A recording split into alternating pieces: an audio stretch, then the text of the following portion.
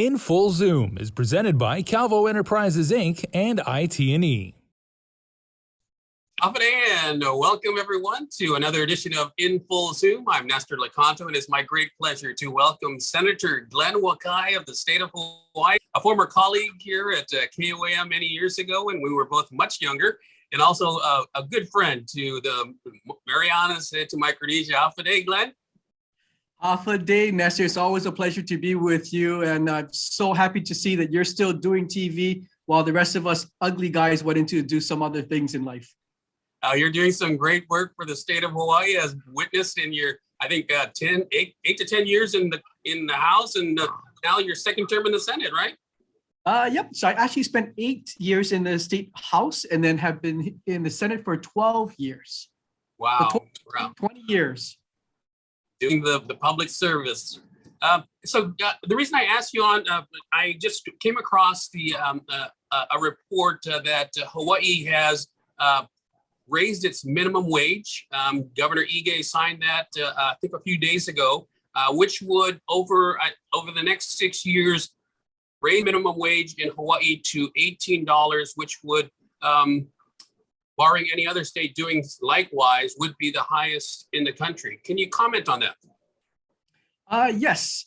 I'm not the biggest fan of what we did this past legislative session, only because I'm in charge of economic development in the state of Hawaii. And I think that in our zealous efforts to try to increase the living wages for people, we are going to kind of shoot ourselves in the foot, especially for smaller businesses who don't have the capacity to go to $18. And keep in mind, I mean, this is over a relatively short period of time. As you said, in the next 6 years, we're going to increase the fixed cost for payroll for businesses by 80%. That is a heavy burden. I can see 80% and maybe even doubling it over 10, 15 years, but to compress it in the way that we have is going to be, I think, hurtful for businesses. But I can tell you, I'll give it to you from both sides. Those who were the main advocates of increase in the minimum wage say that, where we were at $10.10 an hour is just not an opportunity to have a living wage in Hawaii, and that we needed to do something to kind of push us in the right direction so people can afford to live here. Last year, Hawaii set a new record of the price of housing now is over $1 million. Nothing like a palace, just a regular house in Hawaii will cost you $1 million. So you can see where the cost of living is in this state.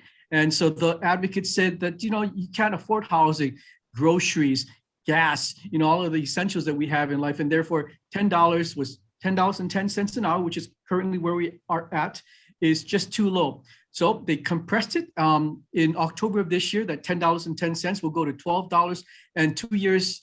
Every 2 years it'll go up $2 to what you mentioned earlier, which would be $18 in 2028.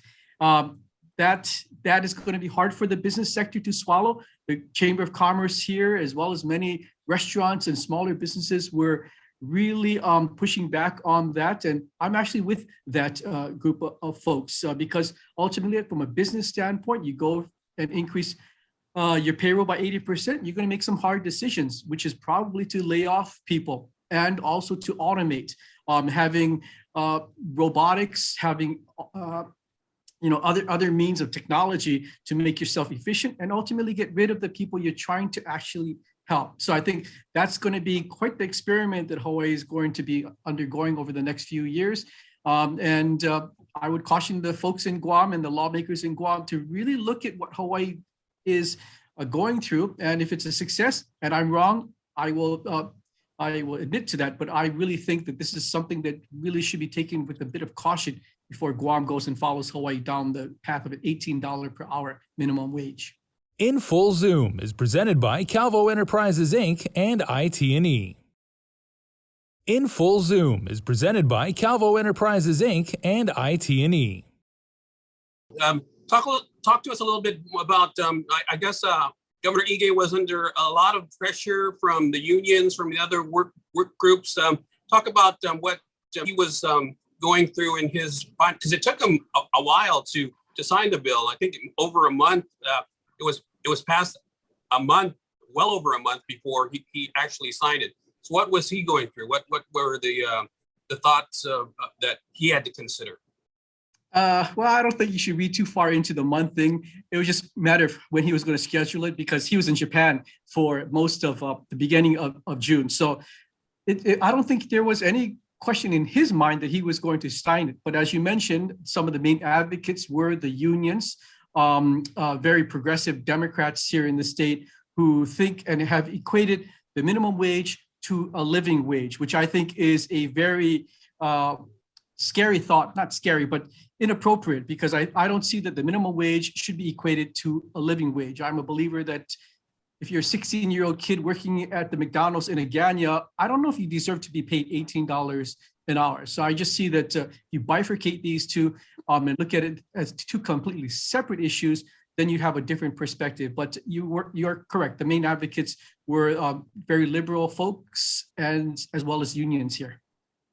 All right, let's move on to another topic. As you mentioned, you're a member of the Economic Development and Tourism. And speaking to you off camera, you said tourism is kind of booming in Hawaii right now.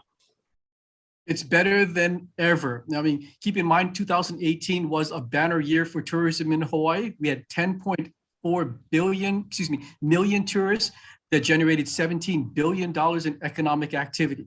That, as we all have experienced, COVID killed that for the next 2 years, but it came roaring back with a vengeance to the point where tourism is better than it ever was before. I can give you statistics for the first 4 months of 2022.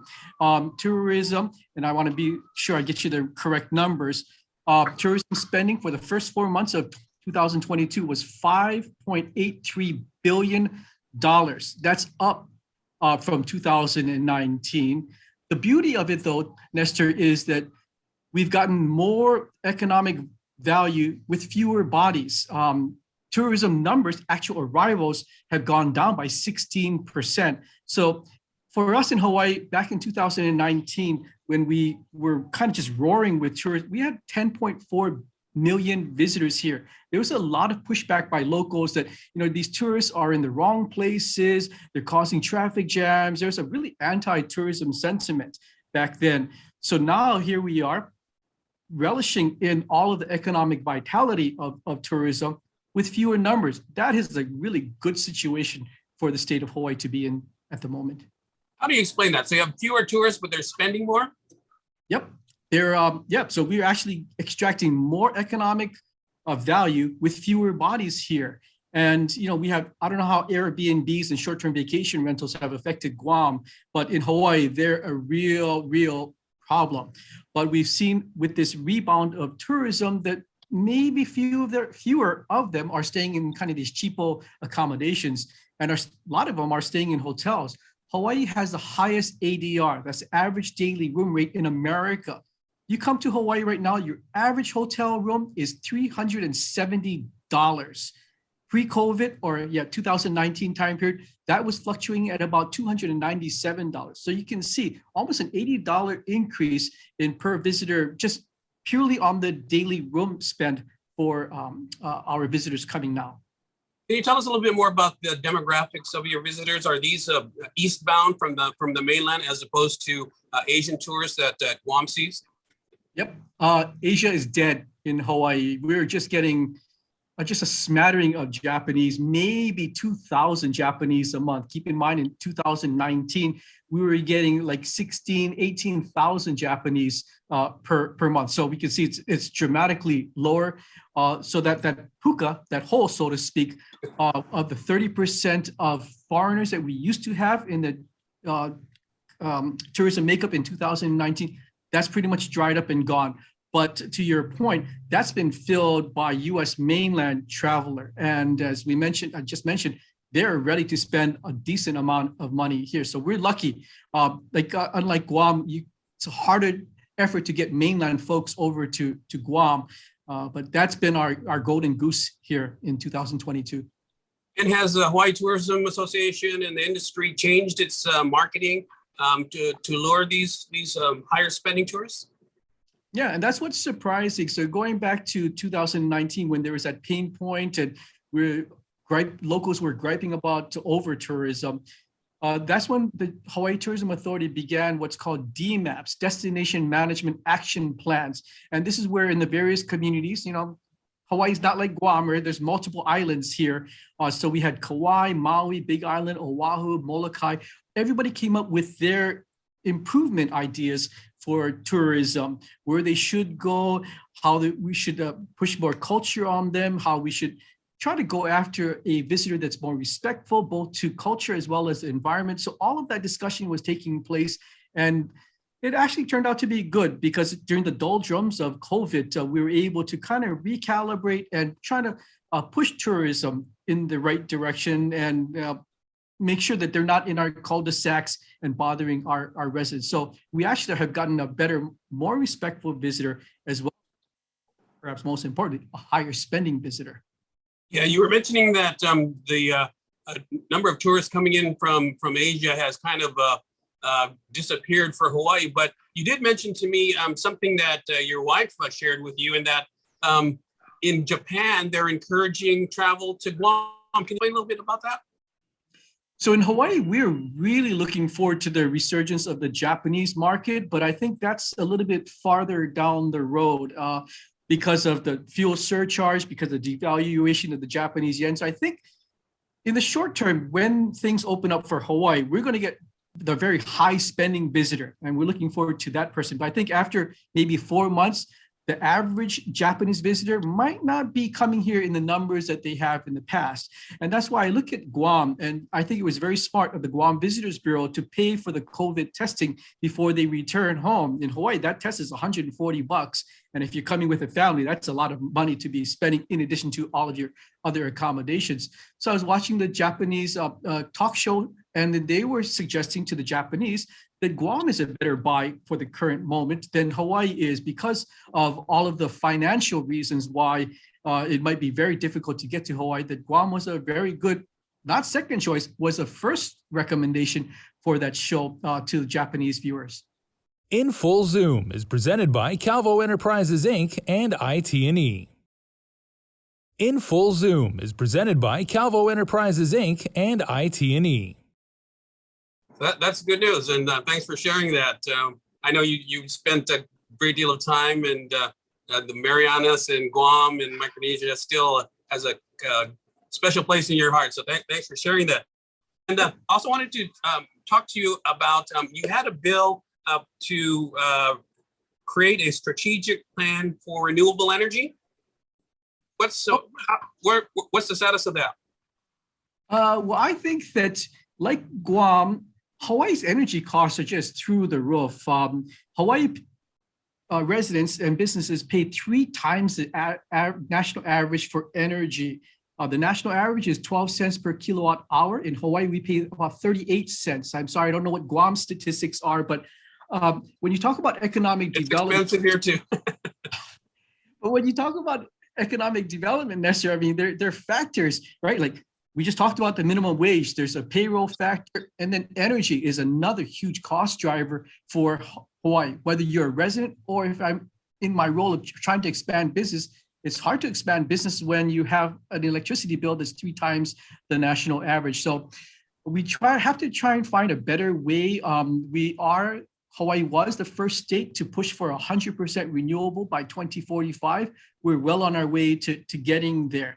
But getting there also means not all intermittent. And what I mean by that is not all solar and wind, right? The sun doesn't shine for 12 hours of the day, and sometimes the wind doesn't blow. So we can't be totally relying on intermittent and battery storage to power our future needs. We're looking at other more resilient, firm power sources such as hydro. And luckily for Hawaii, we have an active volcano. So Madame Pele gives us great geothermal opportunities. So I'm really trying to figure out how, as Hawaii pushes forward to 100% renewable, that we have a good balance between intermittent as well as firm renewables to power Hawaii's economic development in the future. All right. And I wanted to move on, since you are part of the Economic Development Committee, you had some thoughts on broadband capacity that might be kind of needing to exploit more. Yeah, I mean, I look at Guam and I have so much envy for Guam because you have, from what I last counted, 17 cable landing sites In Hawaii, we have 14. We need more capacity, not just for remote learning, not just for healthcare benefits, but for economic development.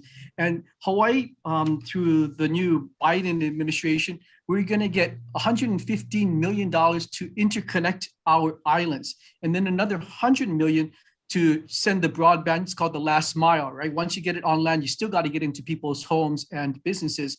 So we're spending like about $215 million in the next few years to connect us and then get broadband out to the community. Guam, you have so much broadband coming onto your island. And last I look at the federal numbers, you have $14 million in capital improvement for broadband, and you have another $25 million for access and deployment of broadband. So things are getting out. Things are already coming to your island, and you have money now to get them to all of the homes and businesses on Guam.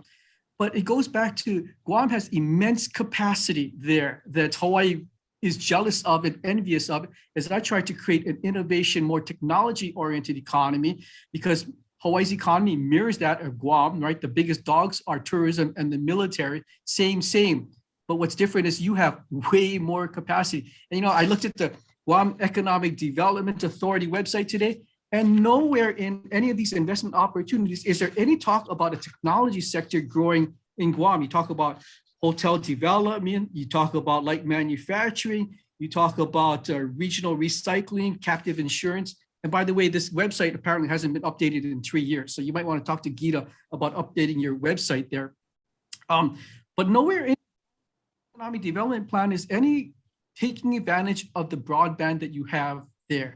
So I would highly suggest that the folks that are in charge of economic development in Guam look at utilizing all of that capacity. Guam should not just be simply a junction point. It comes, you got fiber from Australia and you're going to send it to Japan, right? You should be taking advantage of all of that capacity and making sure that whoever lands in Guam provides cheaper broadband for the people of Guam, and then figuring out what is the proper dynamics to kind of work with the University of Guam and create a real kind of synergy on making Guam an economic hub of some sort, whether it's maybe esports, maybe it's software development, maybe it's something, but Guam has to be moving off of its tourism goose and start laying some different golden eggs for the people there.